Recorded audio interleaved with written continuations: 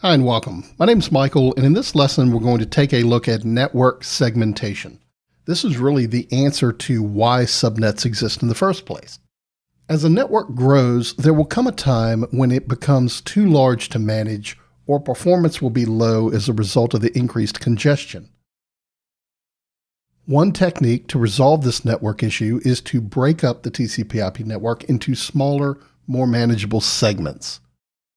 This practice of dividing the network is called subnetting. A subnet is a portion of a larger network or a subnetwork. Subnetting is the act of splitting the network into smaller sections. Let's get started.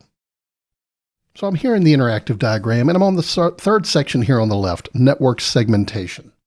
And here we have a small example corporate network. Now this one's pretty small, but one of the things that we'll pick up on in addressing is that there is a limit to how many addresses you can have. And so the need for subnetting, or the requirement, arose with the mathematical limitations around the number of IP addresses available. But there are benefits to subnetting a smaller private network as well, which was what I'm covering here.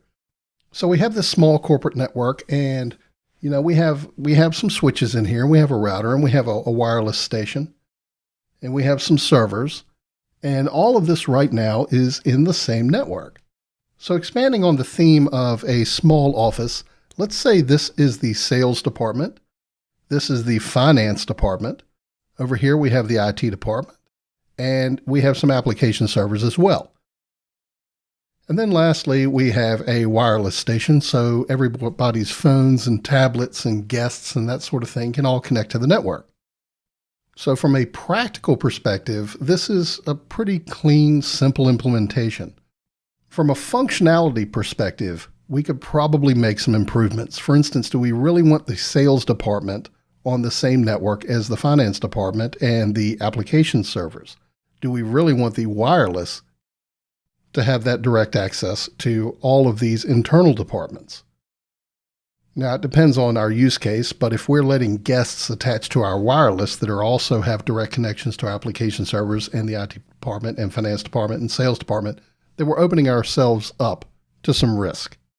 So perhaps there could be some benefit to creating subnets for each department and then creating some network rules so that certain departments could connect to each other and sort of phrasing what that conversation would look like. So for instance, the sales department can only access the application servers over certain ports and that sort of thing. Now, before I get too far into that, you can still, manage that with local application firewalls and things like that. But we're talking about this from a network design perspective. So there may be some benefit to isolation. So looking at it again, let's look at a couple of examples as to why isolation would be preferential to just having one big open network. And my first example here is a bad actor. So let's say we have a disgruntled employee in the sales department, or maybe it's someone who has downloaded something off the internet and it has compromised their machine. And in doing so, they have now reached out and compromised one of the application servers. There's nothing on the network to prevent that from happening. And so this could be from any point on the network to another. It could be someone on the wireless even.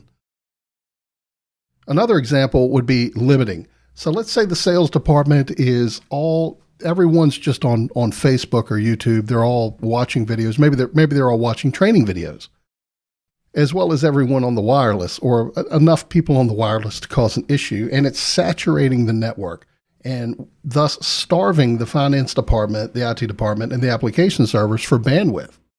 So looking at this purely from a quality of service perspective, some improvements could be made.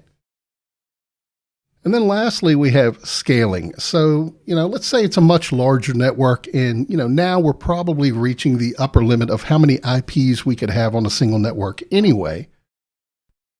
But we can categorize the importance of nodes on the network. So let's say this dark green here is the most important. Maybe this is our ERP.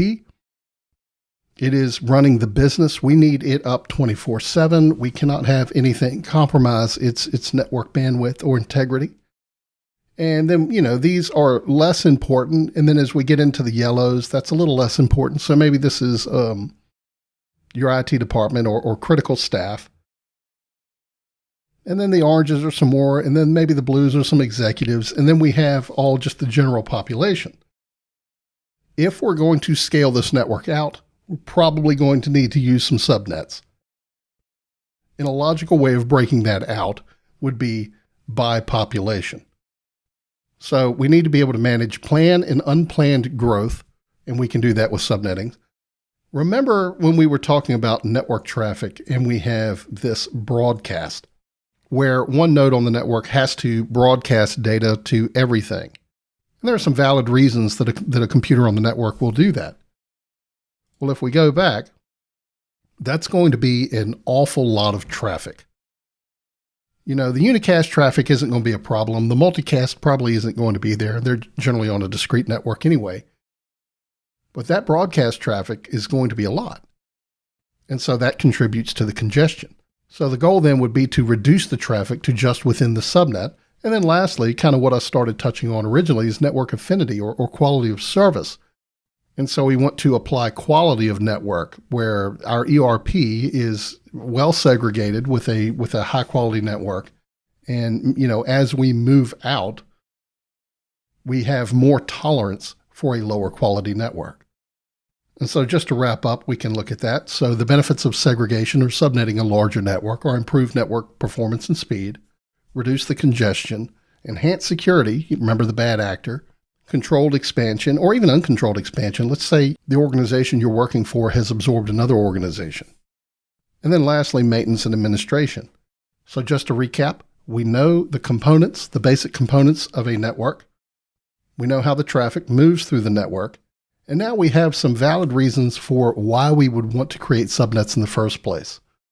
In the next lesson, we're going to take an in-depth look at addressing, followed by binary and the binary representation of addressing.